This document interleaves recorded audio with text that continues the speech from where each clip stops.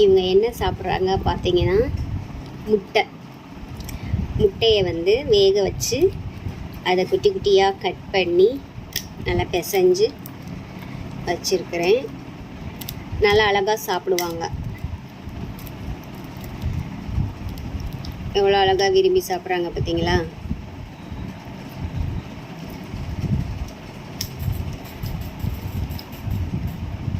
அந்த மஞ்சக்கருவோட வெள்ளைக்கருவும் சேர்ந்து பிசைஞ்சு இருக்குது ஒன்றா.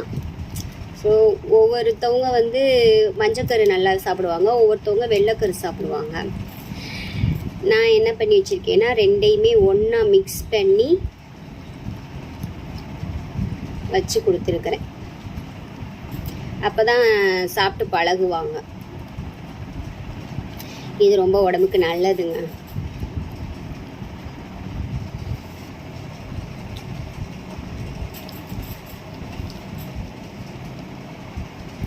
எங்கள்